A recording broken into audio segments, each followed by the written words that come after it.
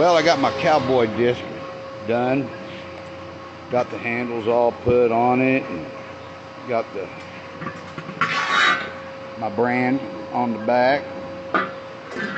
You know, everything I do, either by hand. I don't have a CNC machine or plasma cutters or nothing to do my stuff. I just form it by hand and keep on keeping on. This here one is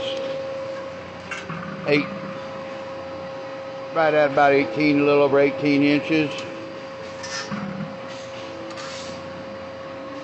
Close to, yeah, right at 2 inches deep on the sidewalls. I think this is going to make a real nice cowboy disc. You know, people want perfection on everything. I like the rough, handmade look.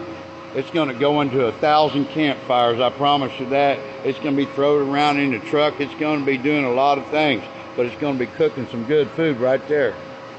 I'll tell you that for now. But it's a good one. You guys have a good time.